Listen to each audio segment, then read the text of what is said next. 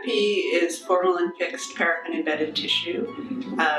It is used typically to preserve biological samples at room temperature so that you can store them for years or even decades. FFPE samples are really important because they represent a treasure trove of old experimental data that can be re-examined based on new genomic understanding. Especially valuable are clinical samples where the disease progression is now known or the patient outcome is now known, and so those samples can now be re-evaluated looking at gene pathways or evaluating new hypotheses. So the biggest problems with FFPE samples is that the quality of the nucleic acids in them is generally pretty poor. The nucleic acids, both DNA and RNA, tend to be fragmented, so into quite short pieces. They are typically cross-linked to other proteins or cellular components. The strands themselves are chemically modified, which makes them difficult for typical molecular biology enzymes to use as substrates. The quality of the samples can be very variable, so that from block to block you may see really different results. And another big problem is that overall the yield is very low when you try and purify the nucleic acids from the samples.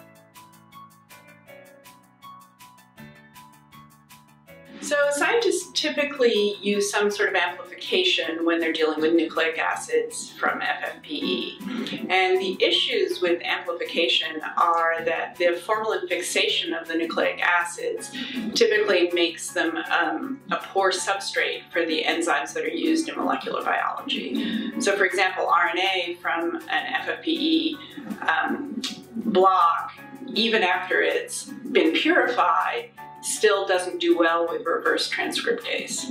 What that means is that you then need to do more cycles of amplification to generate a reasonable signal, and more cycles means that your result is going to be less reliable and less reproducible.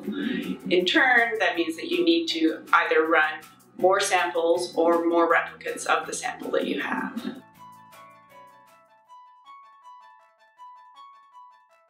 So the nCounter assay addresses a lot of the problems with working with FFPE samples by using direct hybridization. We designed the assay so that there are no enzymes involved, and what that means is that the quality of your nucleic acids can be quite poor and the assay still works just the same. The cross-linking and the strand modification that goes along with formalin fixation really doesn't impact our assay. In fact, you can use a crude lysate made just by dissolving the paraffin and then following it with a proteinase K digestion. After you spin out the pellet, you can use the supernatant from that crude prep straight into the assay. FFPE samples are variable from block to block, and the nCounter assay design means that you can get robust results across a wide range of blocks. So a really good example of the use of FFPE samples in the nCounter system is a paper that was published recently by Paul Northcott and his colleagues out of the Hospital for Sick Children in Toronto. They were studying a gene signature for medulloblastoma that distinguishes between different subtypes of the tumor.